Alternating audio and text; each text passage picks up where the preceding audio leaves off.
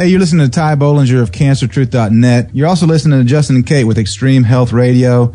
These guys are great. Enjoy listening to them. I always do. Welcome to Extreme Health Radio. Extreme Health Radio. Where natural solutions to almost every health condition are out there. Join us on our journey to find them. Now here are your hosts. Broadcasting from sunny Southern California around the world. Justin and Kate Stellman.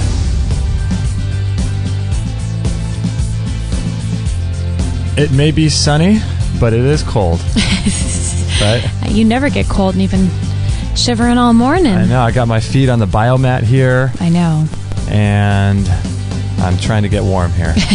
We'll warm up as we go. We just took Maggie for a walk. You just did yoga at 5:30 in the morning, didn't you? I sure did. That's a way to start a morning. And then I made a green juice. I've had a productive morning. Yeah, you have. And yeah, it's been a great morning. I have a green juice. I had my moringa. You sure did. Some vitamin C. A side of astaxanthin for breakfast. You're not messing around. The heck am I doing for breakfast? My name is Justin, and this is my wife, Kate.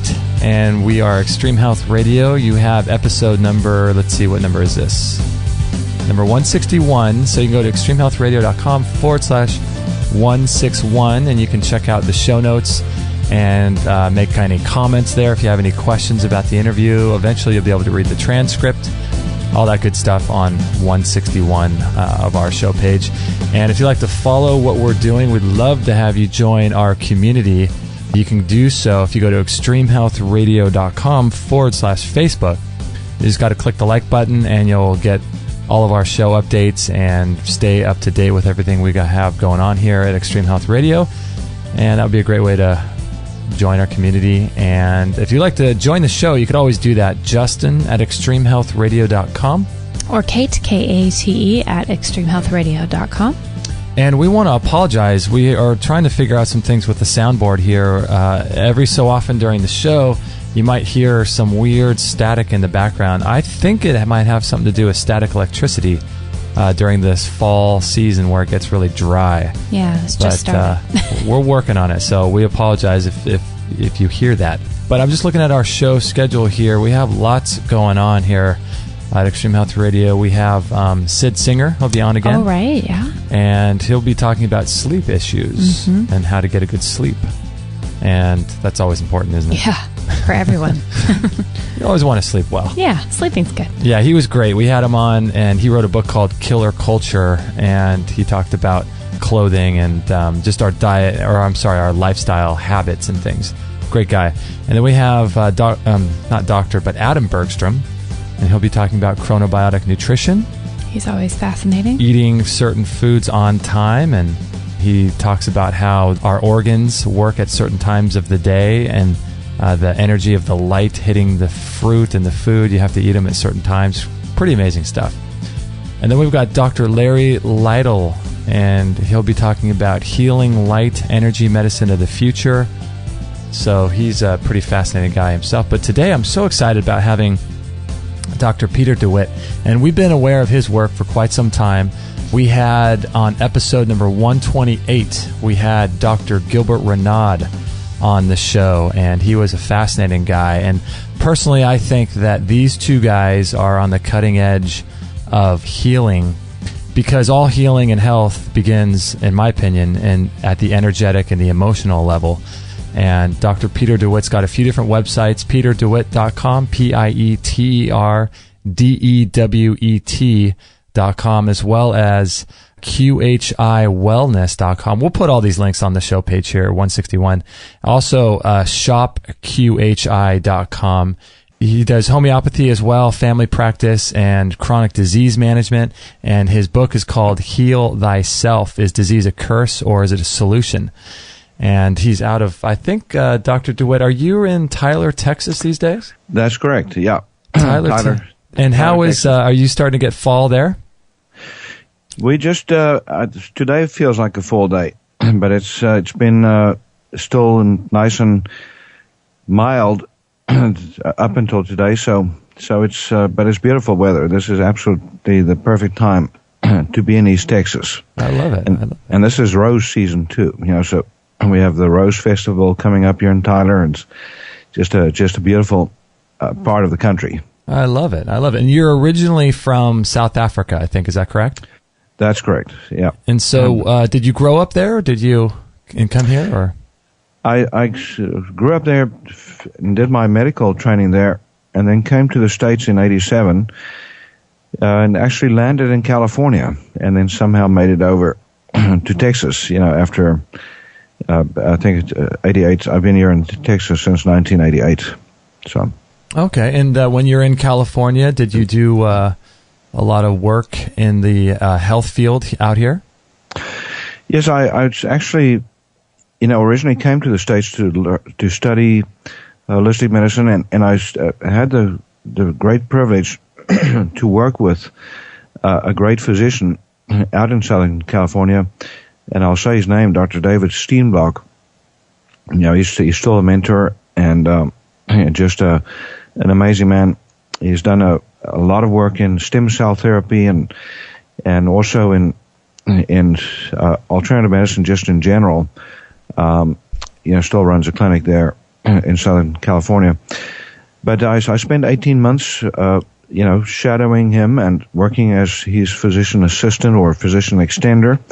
Even though I was an MD, I kind of had to do that because I didn't have my license in the States yet, and then I decided to stay and got my license converted to U.S. medical license, and I had to go through postgraduate training. And the closest thing to holistic medicine that there was at the time was family medicine. So I did that and spent 7 years teaching at University of Texas Health Science Center here in Tyler, Texas, and that's how I ended up in practice here. I just eventually had to free myself to be able to do more things, and so I've been in private practice since '98.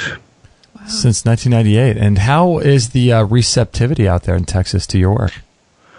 Well, it's a mixed bag. I think there's more and more people that are awakening to the fact that we live in a society where people are getting sicker and sicker by the day instead of healthier, and where chronic disease epidemics abound and are getting worse, and where conventional medicine is part of the problem, and because they treat symptoms, not causes. So, but yet it's still quite conservative. People, by and large, still kind of married to their conventional doctors and their conventional drugs. So the irony is, even though I'm located here in Tyler, Texas, a big percentage of my patients come from all around the rest of the country, and travel here to see us. So it's kind of a bit of an irony that our receptivity to it is better outside than inside, and but that's fun too, because I get to work with extraordinary people from all around the U.S. and so it's not all bad. No, that's amazing. And so you guys have an entirely new paradigm about how you look at disease, don't you? It's almost like it's completely flipped the opposite way in terms of the way you look at disease and where it comes from, don't you? Right. In my book, Heal Thyself, and by the way, I don't know if you saw that, but I have a second book out called Bringing Sexy Back, and the subtitle in that one is Transform the Body You Have into the Body You Want. Oh, nice. Okay. And that's about metabolism and the obesity epidemic going on in the States. But Heal Thyself, opening statement in the book is as follows. Disease is the brain's best solution to keep the person alive as long as possible. Therefore, disease is a survival mechanism. So, with the work that I do and Dr. Renaud does, we were both students of Dr. Reiki Hamer's work, Hamer, the founder of German New Medicine. And, Dr. Hamer came up with a theory originally that disease, is a program. that it's actually a brain program that kicks in, and it's under control of the brain no matter what the disease, whether it's an infection or cancer or, or chronic fatigue syndrome, whatever it is. It's an expression in the body of stress that is, the brain is trying to process. And the brain categorizes the stress based on the nature of the stress and then sends it to, the organ that's most congruent with the conflict. So it's fascinating how that, he figured that out. So the body would actually, like, let's say you have, I'm trying to think of a disease. What's a common disease, and how would the body send the energy to a certain organ? Well, like, for instance, obesity. In bringing sexy back, I list, in one of the chapters, all the conflict programs that contribute to obesity. So, here's an example. When we go through scarcity, whether it's within our lifetimes, and it can be real, symbolic, imaginary, or virtual, so it doesn't actually have to be somebody being starved of food. It could be somebody starved of love, or starved of affection, or starved of human contact. And so, the brain will then kick in the program to expand the body under, or the stores of energy, under those circumstances. And the most efficient way to store energy in the body is fat. Okay. Another example would be, something as simple as the common cold. If you think about when a cold starts, and there's actually a study that was done in Japan, to see if the virus caused colds. The theory is that it's, the rhinovirus that causes colds, and that's what we've been taught in medical school and everywhere else, most common cause. Uh-huh. And yet in this study in Japan, they took 100 students, and they took enough virus, a nasal spray to make every one of them sick. But the fascinating thing is that only 4 of them actually got colds. And when they went back and they did questionnaires beforehand, when they looked back at the common denominators between those 4 students that got sick, and the rest that didn't, even after being exposed to maximum dose of virus, the difference was that those 4 had a very specific stress, and the stress was severe stress within the family. And by the way, they did this study right before exams, the final exams. Oh, yeah. And so that they had that stress element too. There wasn't exam stress that caused it. It was interpersonal conflict stress within the family. So interesting. So the nose, has to do with smell. And so when we talk about, the function of the nose, the nose, has smell as a function, and it is a conduit for oxygen, air to pass through. Mm-hmm. So when you think about, nature, and say, for instance, when you look at a bull that's mad, it'll snort. It'll literally throw out, it'll snort at you just before it gores you, Mm-hmm. In fact, our dog just did that. She went barking off, and she always does that with her nose. She does do that with her nose. So if you go to Spain and you like some of those crazy people that want to get in the way of bulls, Mm-hmm. They snort a lot during those games there. Wow. And and then if you think about smell, how in our language forms we use statements like, this situation just smells bad, or this conflict, just smells to high heaven. Uh-huh. And that's exactly how the brain reads it. So the part of the brain that codes for mucous membrane in the nose, gets stressed, and the program in the nose is for the mucous membrane to thin. And then during the repair phase, this is the fascinating thing about a cold. If you ask somebody right when they get the cold, if there's a stress, they most likely have already forgotten that within 24 hours prior, they had a severe stress, interpersonal conflict stress, that, fulfilled those 2 primary characteristics. Something stunk in my territory to high heaven, and, I felt like I had to snort or, to to throw the offender off or, to intimidate the offender within my territory. And so you always find that it's something, it's usually a close, within the family type conflict that results, or in a close work environment. And the interesting thing is, we always relate colds and flu to seasons. So we say, well, why does it occur more during the winter seasons? Right. And the interesting thing is, when you look at the real-time data, it doesn't just occur, continuously. It actually spikes at certain dates, like Thanksgiving. How about that? And Christmas. And so those are the times when people gather as families. So, and your likelihood of conflict when everybody comes to town, and everybody from all over, with all their little childhood conflicts still going, come in, and you have little spats, and you have stress and disagreements. That's so that's the programming behind the cold. And you can go through every disease process, and Dr. Hammer, who again was the founder of all this work, originally did his work on cancer, and he found that, and this, by the way, started with his own experience. So he had a very tragic loss that he suffered. I don't know if you know the story of Dr. Hammer, or if Dr. Renaud mentioned it. Yeah, we did. I think he had testicular cancer, didn't he? That's right, exactly. And I don't know if I should share the story again. Please do. Yes, please do.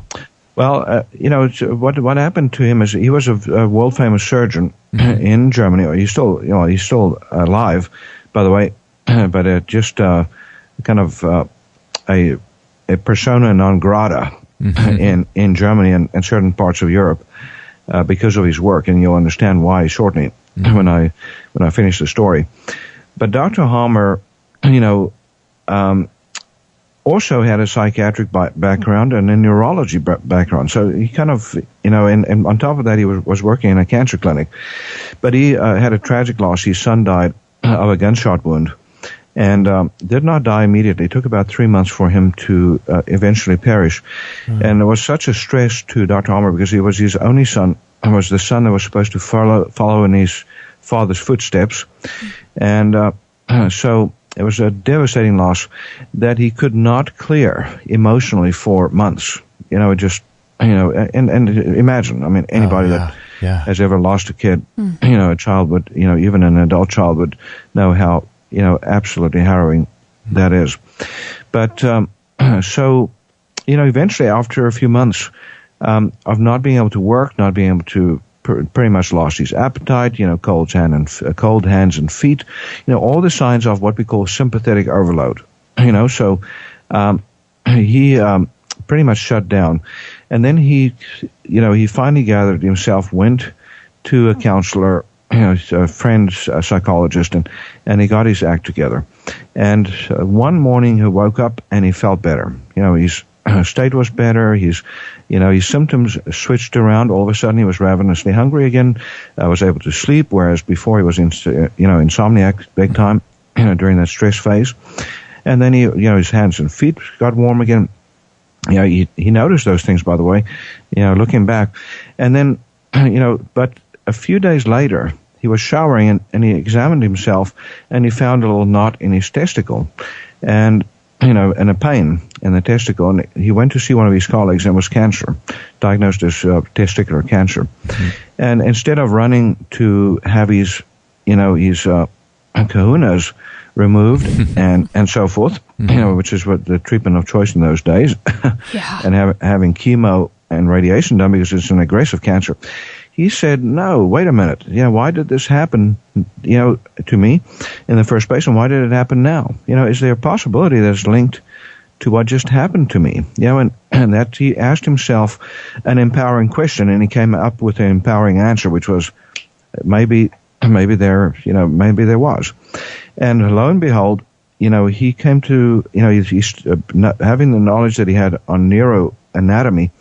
He looked on the brains, he had a brain scan done, and saw an interesting shadow right in the part of the brain that controls the testicles. And he said to himself, well, that's either a metastasis or, something else. And so he did the work to clear himself emotionally. He let go even more of the tragedy and the trauma. Got a more empowering frame of mind, even though he couldn't change what had happened. And lo and behold, the cancer went away spontaneously. He didn't have any treatments for it besides the biopsy initially to diagnose it. Did he do anything on the natural side or no? No, no natural medicine whatsoever. Isn't that amazing? And the thing about Dr. Hammer is a little bit of an abrasive man. As a matter of fact, some would even call him a little bit of a a-hole. So I think is the terms that I use sometimes. But I guess you have to be when you have to have a thick skin if you're in his position. But he just he started going back and looking at all his cancer patients, started doing CAT scans on them. Saw his own CAT scan, and by the way, he noticed that the lesion in his brain disappeared too after he cleared the emotional conflict, after he processed the emotional conflict. But as I said, he started looking at case after case and, of cancer patients, literally something like 40,000 cases, and found that in every case, every one of them, there was a lesion in the brain. What he termed, the name he's used is what's called a Hamer herd, Hamer. Mm-hmm. And it's a circular, what they call in radiology an artifact, but it's a perfect circle in the brain, and it's always in the area of the brain that controls whatever the organ is that's diseased. Really? So, and it comes up during a very specific phase. So you see that lesion, during the conflict phase of the disease, and then it becomes even more prominent during the early healing phase. And in Heal Thyself, Transform Your Life, Transform Your Health, my first book, there's actually a graph that shows the conflict phase, and then there's a graph that shows the healing phase. And then there's there's other information there that tells you exactly what happens during each phase. Wow, so, for instance, certain cancers, you have tissue proliferation that happens during the conflict phase, and in other organs, other tissues, you have tissue thinning that happens, or ulceration, like in the case of the nose that I just mentioned earlier. Uh-huh. When you get a cold, there's thinning of the mucous membranes during the conflict phase, and there's healing of the mucous membranes during the healing phase, and that's when the virus comes in to speed up that process of recovery. Wow. Little do most people know it, that infections are actually beneficial, actually essential for the recovery of the body. They just sometimes get out of hand. But anyhow, so all this work that Dr. Hammer did, he also noticed that every one of these patients had a story, and that there was something that happened in their lives of high stress level, that caused severe stress within a very short period of time, usually 2 months or less, of the cancer actually being diagnosed. In some rare instances, he had to go back as far as 2 years. And I was going to say, what about, because a lot of times people say that cancer has been living in someone's body for up to 7 years before a diagnosis and things. Well, and Dr. Hammer actually proved that to be totally false. He showed that malignancies start very rapidly, and they're literally almost in the blink of an eye, under overwhelming stress. So, for instance, let's take Dr. Hammer's example. Testicular cancer, by the way, is a stress phase or conflict phase proliferative cancer. Actually, Dr. DeWet, do you mind if we actually do this after the break? Because I want to pick this apart a little bit, with especially with Dr. Hammer's experience with testicular cancer. I think that would be really good to do after the break. We are with Dr. Pieter DeWet, and his website is fascinating information, QHIwellness.com, as well as PieterDeWet.com, PieterDewet.com. And we're going to be right back with him. We're going to pick this apart because he's got some fascinating things to say about how cancer is actually the healing part of the disease, which is just crazy. So we'll be right back with Pieter DeWet after this break. Would you like to feel more energy and a better sense of well-being? What's flowing through your blood makes all the difference. In my 22 years of nutritional practice, I've found that the food and supplements taken into the body determines to a large degree the amount of energy and happiness people have. One giant step in the direction of more energy and happiness is the type and quantity of protein you consume. 2 years ago, I was introduced to a whey protein powder that gave me more energy and a better sense of well-being. Having struggled with low energy, this was a welcome experience. This protein is called One World Whey. It is the first ever undamaged whey protein powder from grass-fed cows. People report the following: profound improvements in blood sugar and energy, elimination of pain, better bowel movements, detoxification, younger-looking skin and fat loss. Athletes love the strength and endurance-producing effects. Call 888-988-3325. That's 888-988-3325. Or visit oneworldwhey.com. That's oneworldwhey.com. And if you'd like to support Extreme Health Radio and the work that Kate and I do, you can get your hands on this One World Whey protein powder that I love so much at extremehealthradio.com/whey. That's WHEY. Or you could check it out in our store as well. That's extremehealthradio.com/whey. 100% listener supported. Extreme Health Radio. Opening minds and transforming lives worldwide. Don't forget to join our thriving community for health tips, inspiration, and show updates at extremehealthradio.com/Facebook.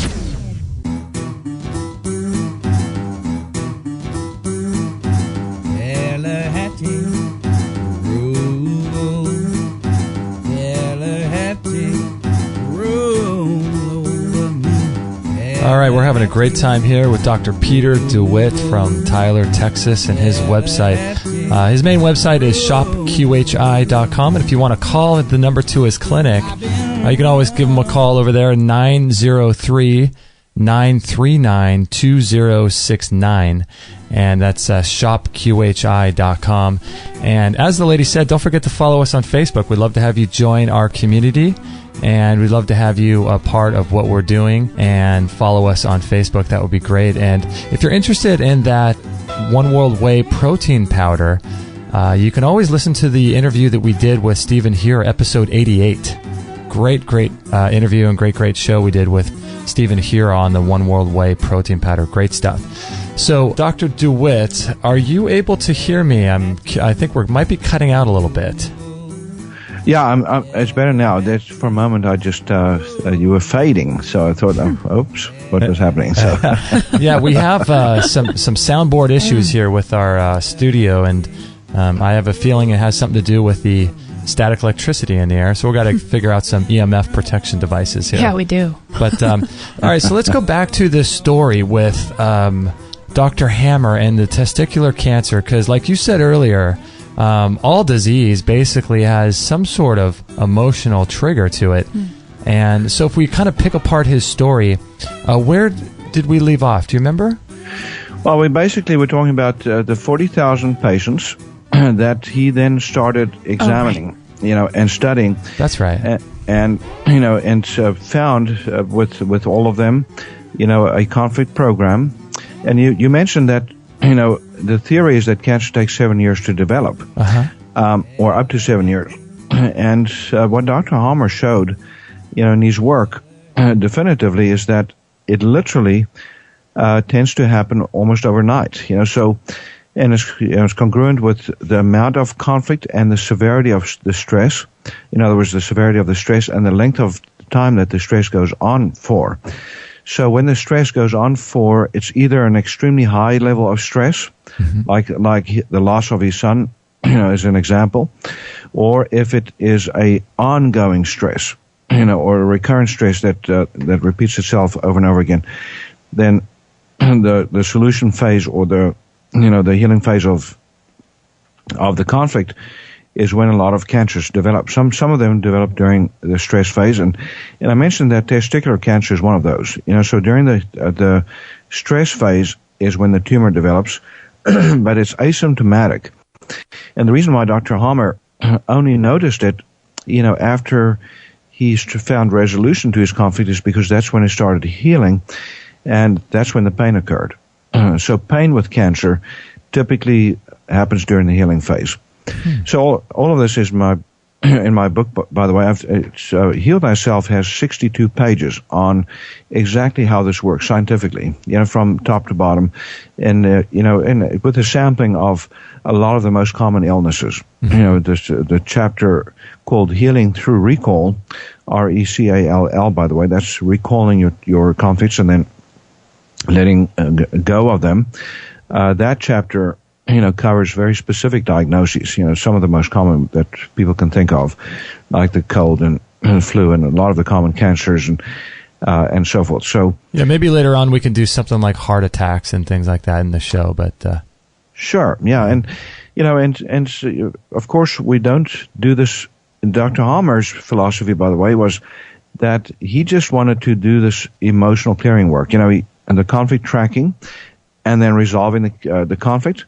And he reportedly, when they went back and into his statistics, they found that he had 93% success rates in helping people clear the cancers without any other treatments. And this is where the abrasiveness factor comes in. Him having such a thick skin, because he would actually tell his patients that if they came to him, they were not allowed to do any other treatments.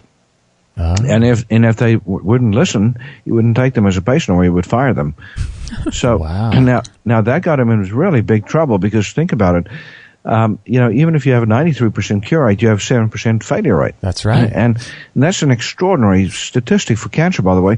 But 7% means you have 7% of people mad at you, at least family members or the medical establishment, coming after you because you didn't treat those patients, like the traditional methods require, or like conventional medicine says you should.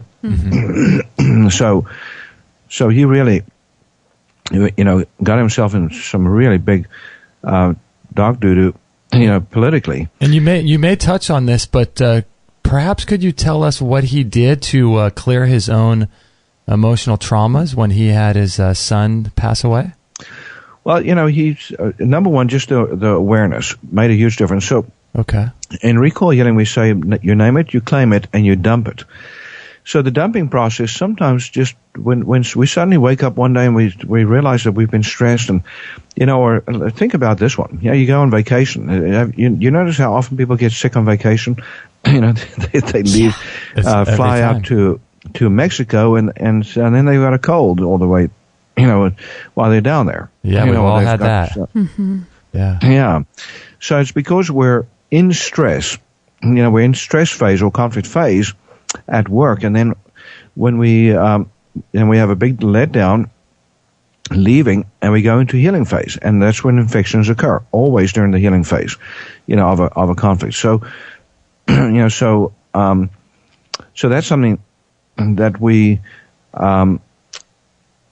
Advocate. So Dr. Hammer basically, through just an epiphany, I call it healing through revelation. And a revelation is an insight that's so powerful that it literally can sometimes make your hair stand up on the back of your neck and make you feel. And here's the thing, in Heal Thyself, I talk about blind spots. And blind spots basically is the brain hiding stuff from itself. And that's what the subconscious is. The subconscious is where we download to. And and it's stuff that we cannot readily access. Now, we can sometimes access it under the right circumstances, and that's what we do in recall healing. Part of the therapy, or one of the tools that I use is recall healing, and literally by helping people become aware of, their conflicts, we're accessing the subconscious indirectly. You can do that either one of two ways. You can either take somebody's diagnosis and say, okay, here's the most common program that's associated with this. Let's figure out what the story is. And then, you'll have people say, oh, yes, but for instance, the colds, just bringing up the cold again. Most people, when you ask them, are you stressed right now? Is there problems in the family? They say, oh, no, everything is fine. And then you say, what happened yesterday? You got sick today. You're sick today like a dog, or 2 or 3 days out. When they finally go to the doctor and say, hey, do something. But then, they've totally forgotten about what happened 72 hours ago. But when you sit down and ask them, they'll always remember, and they'll say, "Oh yes, my gosh, I had a big conflict with my wife or with my spouse, or I got mad at my kids because they were acting out, or some other family member." So it's always there. It's just that it hides from sight.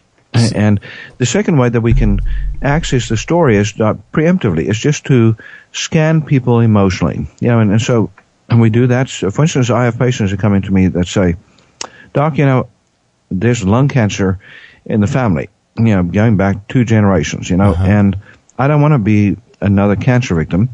Can you do some therapeutic or preventive recall healing?" And we do that as well.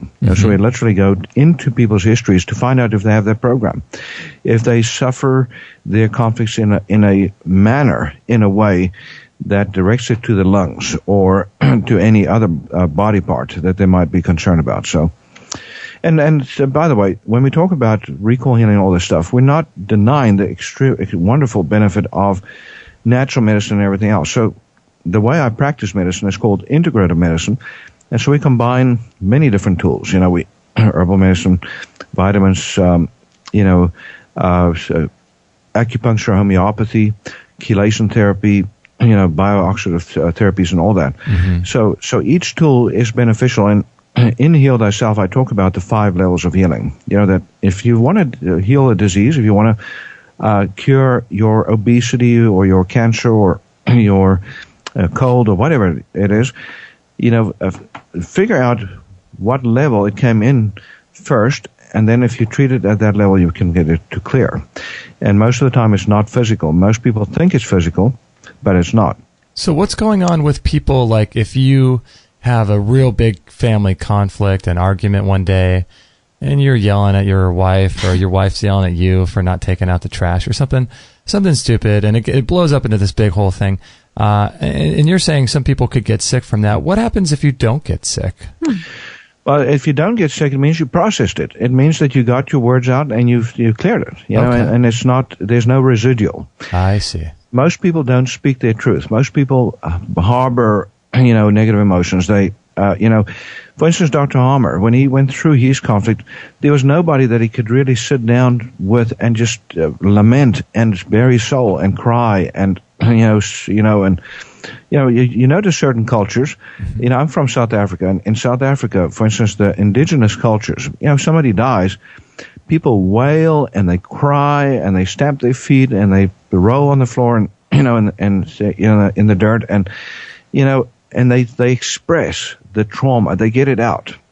Now, in our westernized society, we don't do that. We have the stiff upper lip, like especially with our English heritage. So we don't express our deepest emotions. We'll express anger. That's socially acceptable to get mad or to get frustrated or whatever.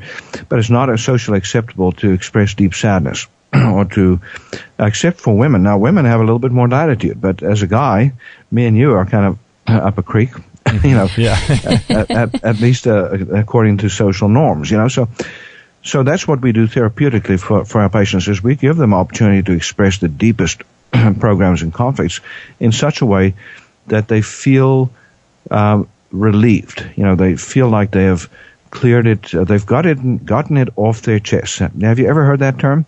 Getting something off your chest? Yeah. And by the way, that's the program for bronchitis. Is if you have something on your chest, you feel attacked within your own territory, verbally or otherwise, and that's the program of bronchitis or pneumonia. Huh. Interesting. So in our language forms, we constantly use terms that refer to how we carry things. You hear people say, this situation in my life is just a backbreaker. Yeah. or the weight of the world on your shoulders. Yeah. Or this is a pain in the neck. Or how about that's a pain in the what? Yeah. Guess what? Well, that might be the program for hemorrhoids. Well, this is really good information. We're going to take a little break here, and that's pretty good. If you have hemorrhoids, check out Pieter's website, shopqhi.com. You can also call him to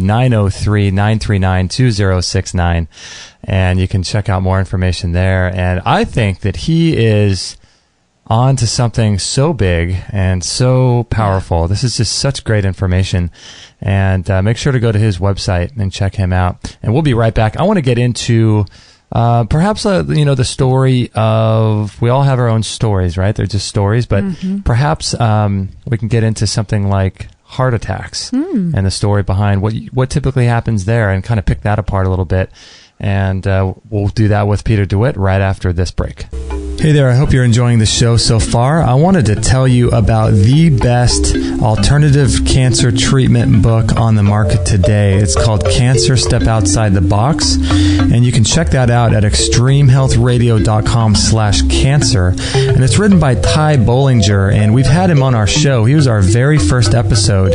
He's written a prolific book on cancer, talking about all of the natural cancer treatments that are out there that are on the cutting edge. Some of them have a 93% success rate. He gives you, inside the book, which is like 400 pages, he walks you through all of the natural cancer treatments that are the most effective. He's got all kinds of cutting edge research on why chemotherapy just does not work, how to heal the body, how to cleanse the body, many different ways of cleansing. And he's got entire protocols of all the most popular and powerful treatments to beat cancer. Some of them even in the stage 3 area. I highly recommend this book. If you know someone who has cancer, or if you've been diagnosed, please get this book. It's really incredible information. You can check that out at extremehealthradio.com/cancer. And if you're interested in products like this, we've got tons of them in our store. So visit our store on our website, and you can find out a lot of other products that are just like this. So thank you for listening. Let's get back to this interview. All free shows, all the time, on Extreme Health Radio. Opening minds and transforming lives worldwide. Join our community today. Sign up to our email list and instantly get our free gift to you, along with loads of inspirational content and cutting-edge tips to help change your life at extremehealthradio.com/subscribe.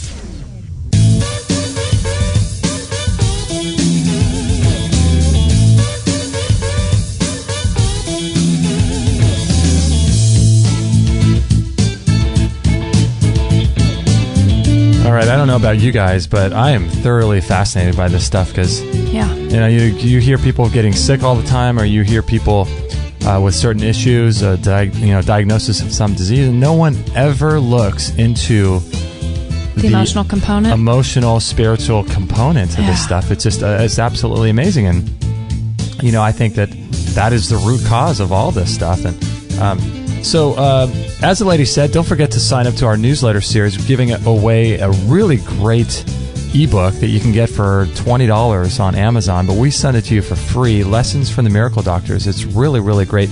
Got lots of natural cures for everything. Written by John Barron, who is just a titan in the alternative health field, and he's really a great guy.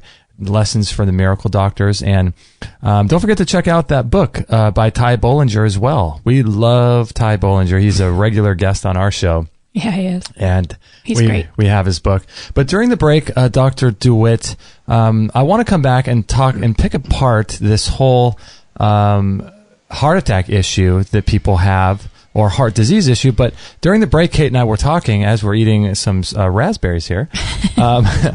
What was the question, Kate? I forget what that was. Oh, you said, what happens when maybe somebody loses a family member or somebody they're close to and they don't feel any emotion? That's right. Yeah. What if they don't have that much emotion about emotional turmoil about a family member dying?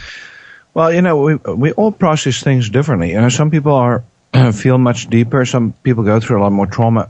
Sometimes there's alienation in the family, so there's not that much care about somebody that passes, and it may not cause any problems, and again, it's all in how we process. If we get emotions out, if we, for instance, have some people have a very spiritual perspective on death. So when somebody passes, they're not in that much conflict because they know that's just a phase, a phase change, and so, so again, your belief systems frame your experiences. And this is a huge and very powerful example of exactly that. And by the way, our belief systems about disease frames our experiences. That we're sick because of these conflicts and programs that we're totally unaware of, and because of that ignorance, we don't even have a framework to be able to find a cure, until we start, expand our vision and expand our mindsets and understand that, we have to have a new perspective, to really be able to accelerate healing. And usually the body will heal things spontaneously, but sometimes things get stuck, and that's when disease forms. So, take the example of somebody that's, that's gone through a severe loss. If you have if you, for instance, had feared their death, and a great example would be Christopher Reeve. Remember Superman? Right. His wife Jane Reeve. Most people don't know this, but she developed lung cancer, after Christopher died, and she'd never smoked a day in her life. She's never been exposed to secondhand smoke, really, and yet she died of lung cancer within 2 years of her husband dying. But if you think about her story, I mean, for 10 years after he was paralyzed, she pretty much was anticipating his death any moment, because he was on a ventilator. He was a quad. So, and being a quad on a ventilator, if you go to bed at night and somebody kicks the power out, or the power goes out in the house, and you don't know, you're dead. So, and there's no way that you can alert anybody, because you can't have no way to communicate. So, so she, and he literally had 2 near-death calls during his life, where ventilator stopped working or something like that. Tube came out, or so eventually. So what is the solution? The solution for fear of death is death, and he died. And so when he died, she went into a healing phase. Now, interestingly enough, she didn't go into a healing phase until about a year later, when her dad had a stroke, and her dad almost died. And actually a few months after Christopher Reeve died. But he got through it. He made it. He didn't die. But she, interestingly enough, was diagnosed with lung cancer after her dad got better, shortly after the big scare with his stroke. And so when you look at the type of lung cancer, it's adenocarcinoma. And so in her case, she had 2 lesions. And guess what? How many fears did she have? She had the fear of loss of 2 men, her husband and her father.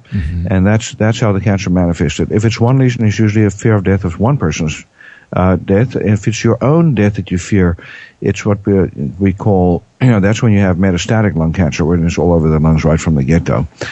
So, and even metastases. When we talk about metastases from another type of cancer, Dr. Hammer proved unequivocally that there's no such thing as a metastatic cancer. It is always a second cancer, because of the conflict, the second conflict, and he called that the conflict of the diagnosis prognosis.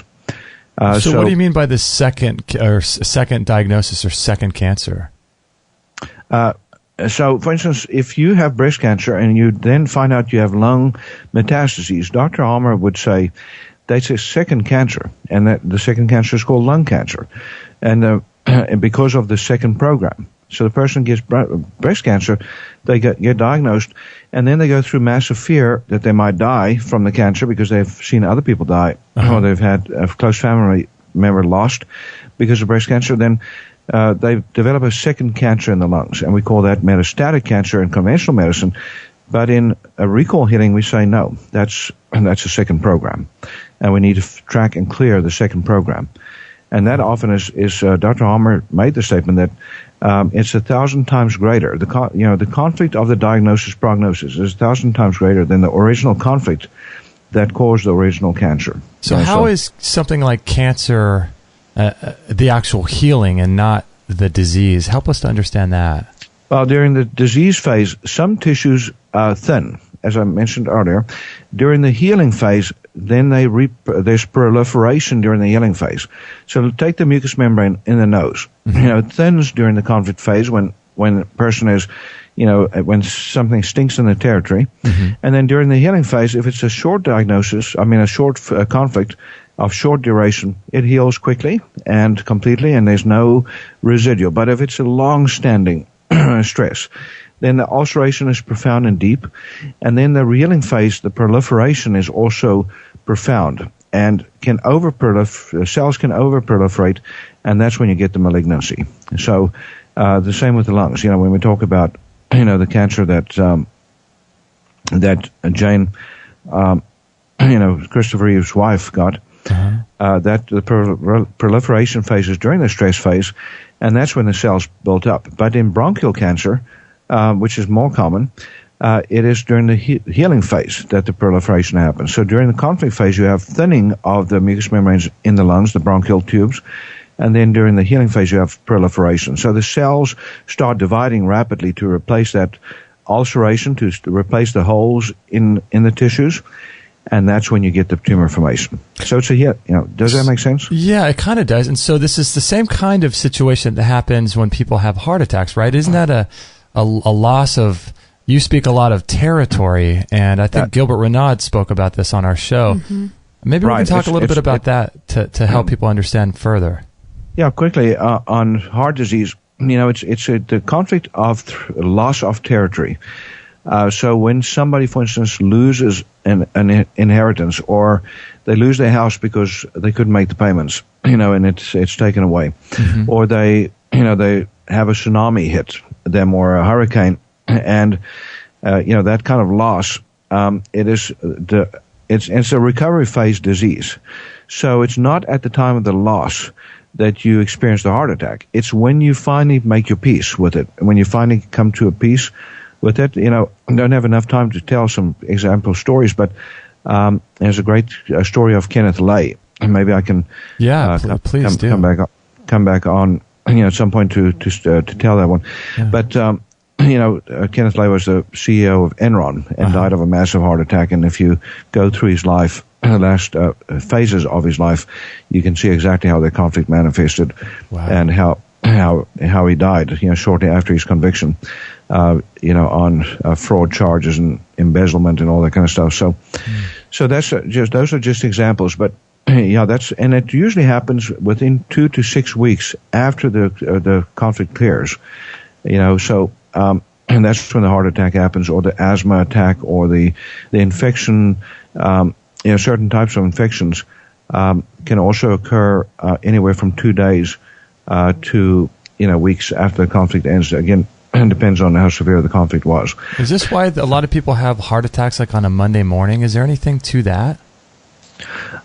It's because they got the weekend off and they feel better, get a different perspective on life, and then all of a sudden the brain releases the Harmer program. That's what happens. Literally, the conflict goes to a smaller part of the brain. The brain literally programs in such a way so that the conflict that is threatening the entire brain is downloaded to a very small part of the brain, and that's it's always congruent with the exact conflict.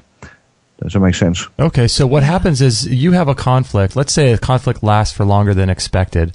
It lasts for a few weeks or something, a really, really stressful time in your life. Maybe you're being, something's being taken away from you or whatever, a divorce or something. And you have a conflict going on. And then, so what happens is that during the night, is this when this happens? You download stuff to your subconscious from your brain? Is that what happens? Well, it's just actually in the moment. When you have a massive, say for instance, a bus is about to hit you, you're walking across the road and you didn't see it coming, and it's about to hit you, or it even hits you, for example, but you survive. What your brain does in that moment is it downloads that to the subconscious. So you don't have nightmares for the rest of your existence of that bus bearing down on you and hit, and the bus hitting you.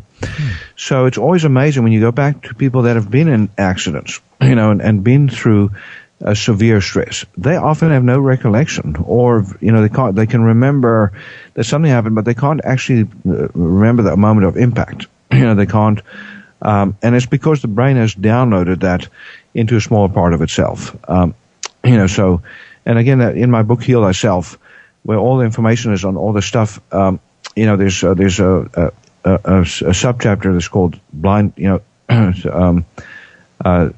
the shadows of the mind, so things get downloaded into the brain, so it's almost like a shadow effect in the brain. And Dr. Harmer called it a mini-maxi schizophrenia. Sorry, that was Dr. Sabah. Dr. Sabah is another great healer that's contributed greatly to, what we know about recall healing, and actually started, expanded on Dr. Harmer's work to the point where we're actually a lot more effective with recall healing than Dr. Harmer's students are with German new medicine. And the reason is that Dr. Harmer had has a tremendous persona. He's very intimidating, but he gets people better. But his students don't have that kind of persona. They don't have that kind of impact on people. But recall healing is much more subtle. So with recall healing, we actually go back not just to the person's life, and what happened just before the trauma, but we go back to their childhood. We go, throughout their lives, and we look at where the program actually programmed, not just where it was triggered. So oftentimes you'll find a programming conflict earlier in their life. So if somebody has a repeated trauma, or of the same nature in their lives, then it has a stacking effect. And there's also stuff that happens in the womb. So in recall healing, we talk about the project purpose. In other words, the downloads in the womb, and we also talk about biogenealogy. Going back to past generations, and literally generational wounds that are carried in the body.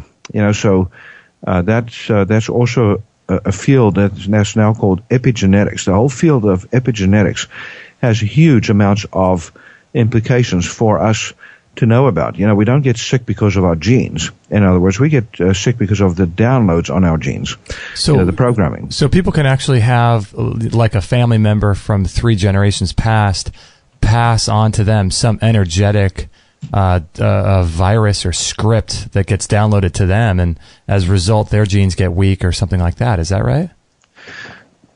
Yeah, exactly. So, for instance, if you have a family member that went through starvation that you're directly aligned with, and by the way, there's alignment patterns that that I talk about in my book. So not everybody in a family gets affected equally. That's so.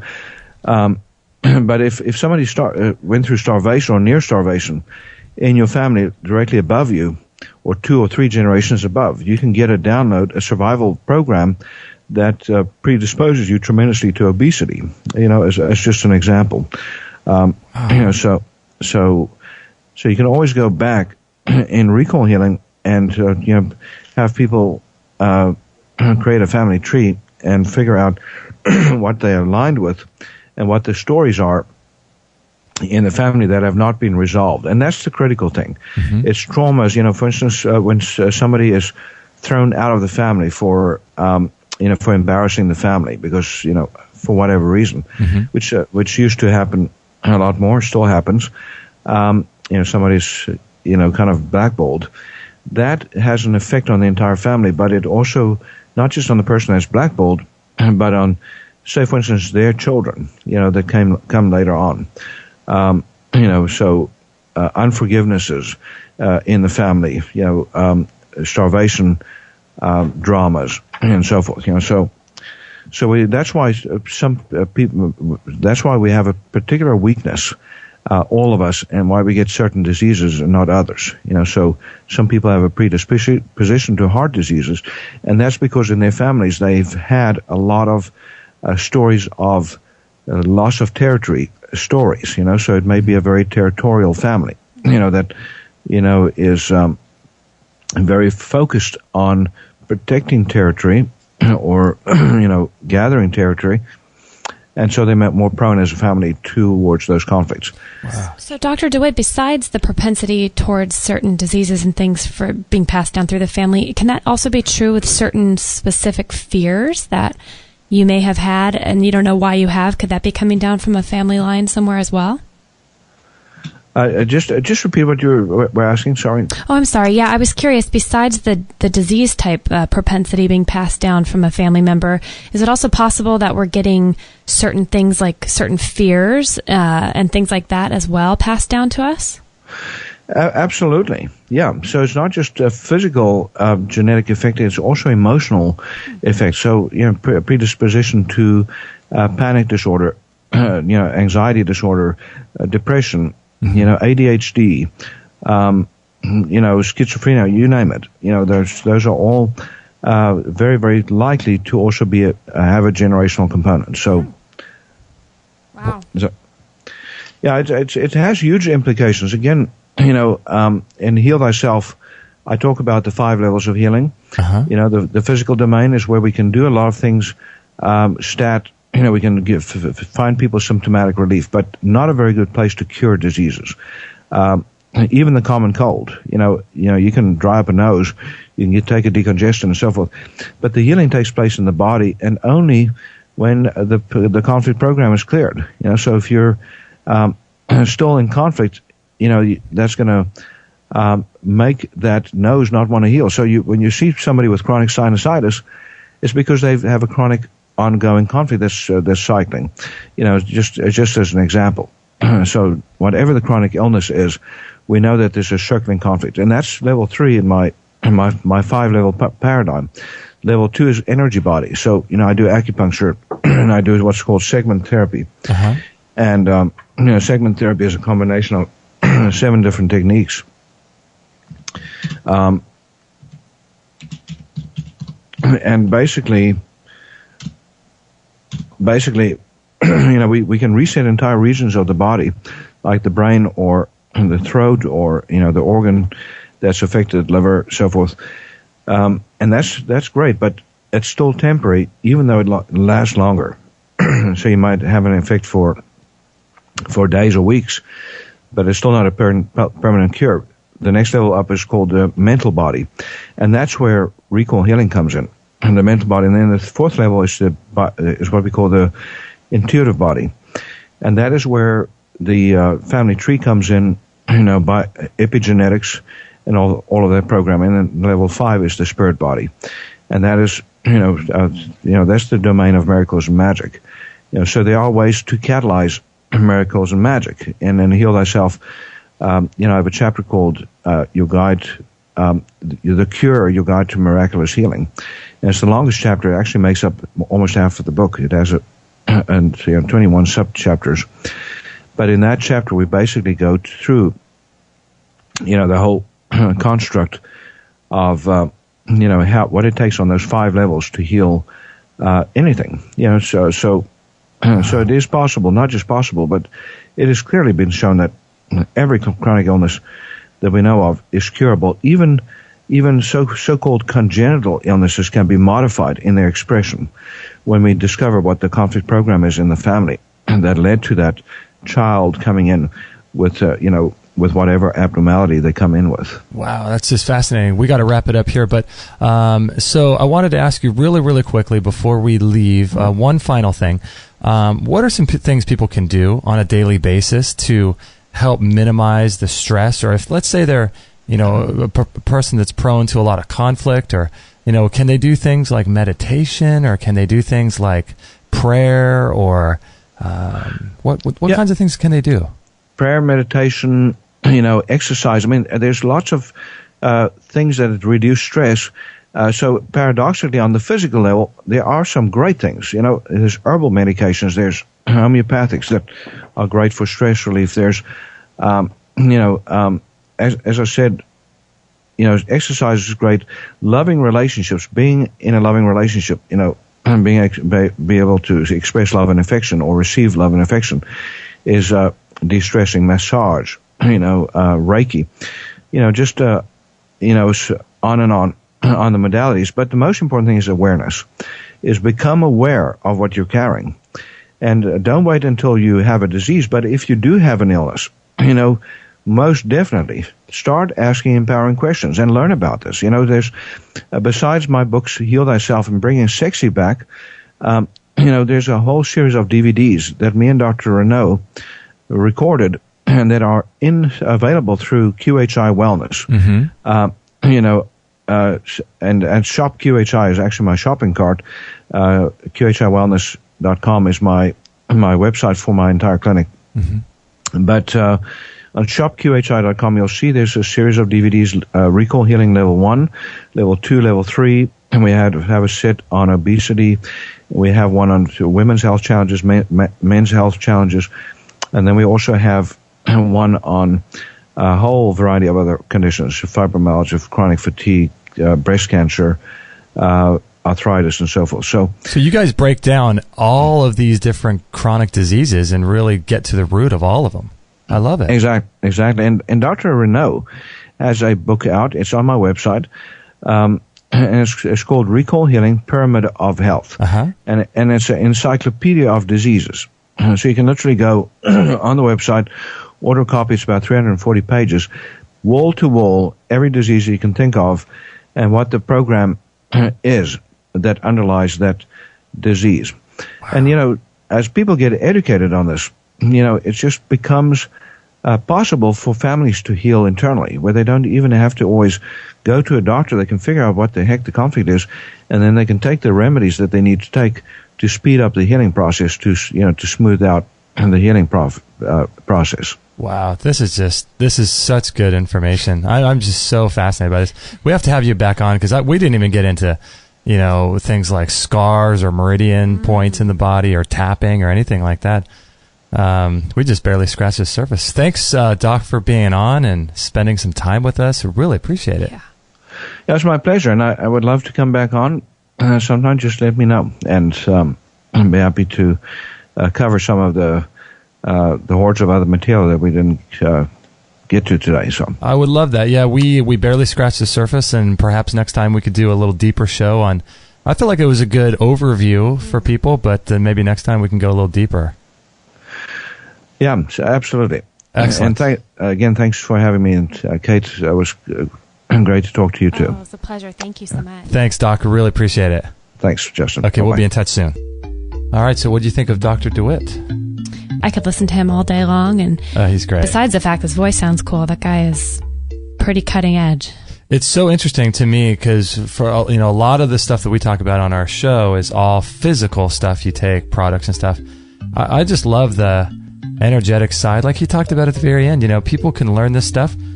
Same thing with the healing codes with Alex Lloyd and the emotion code. Bradley Nelson, guys that are on our show. You don't have to go to a doctor. You don't have to even take any supplements or anything. Right.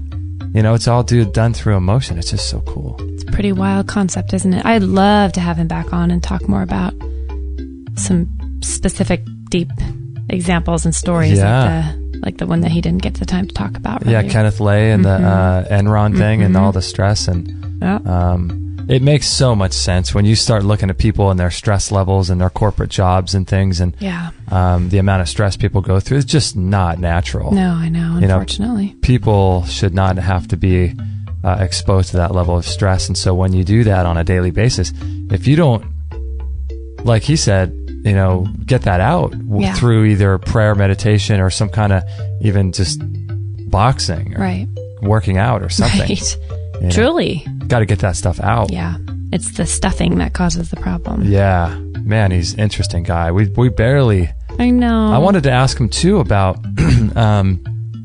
this concept of, when you're talking to someone and they're going through a really rough emotional time in their life, and you actually have some sort of empathy or compassion for them to the level that you start getting emotionally involved? Yes. What happens there? Do they transfer any kind of illness to you through your empathetic reaction to them? Well, that is a great question.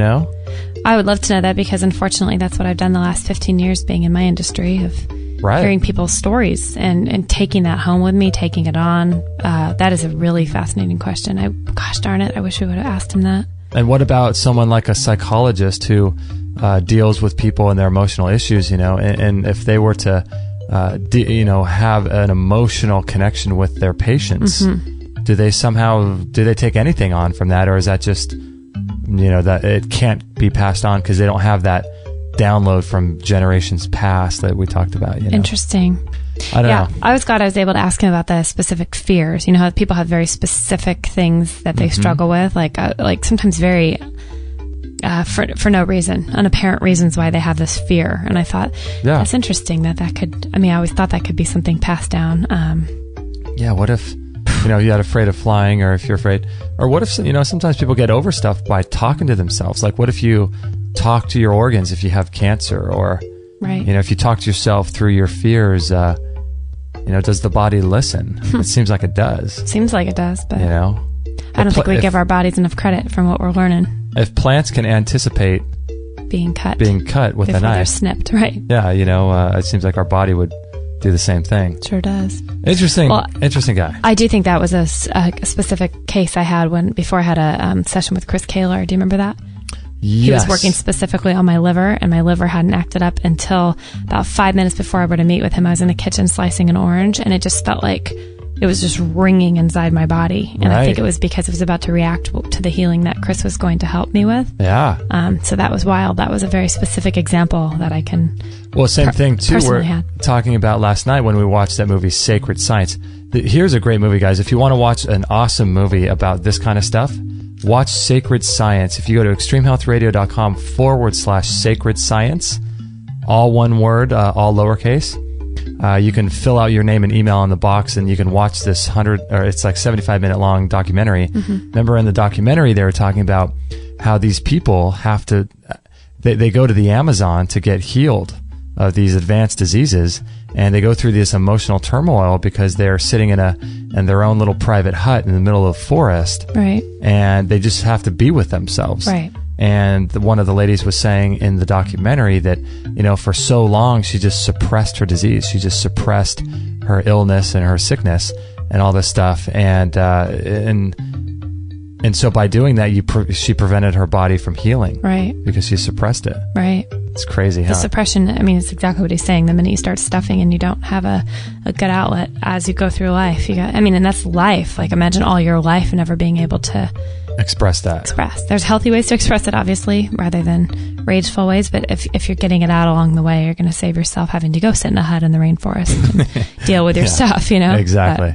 Well, we got to take off here, guys. I hope you enjoyed the show. You can always go visit QHIWellness.com, or you could call Pieter DeWet on his office line. It's 903-939-2069. Who wouldn't want to talk to him? I know. He's great. I think I should have asked him at the end. I think you can work with him over the phone as well. He'll see patients over Skype and things like that, which would be really fascinating. And I would love to get those DVDs he was talking about. Yeah, I would too. We're going to talk about that. Yeah. Well, we'll talk more about this on our Free for All Friday show coming up. But I hope you guys enjoyed the show. If there's ever anything we could do for you, please let us know. You can always email us. And also, if you guys could share this show with your friends, please do that.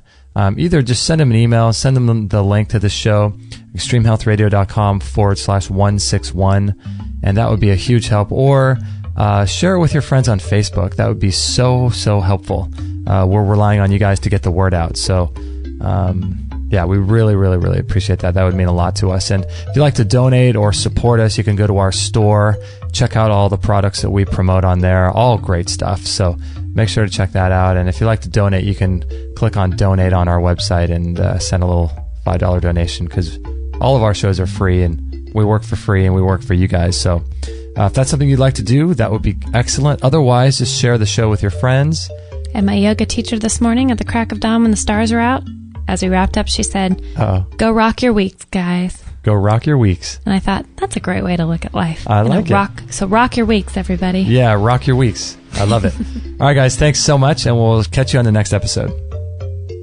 Thank you for listening to this episode. It's time to go for now, but our mission does not end with this show.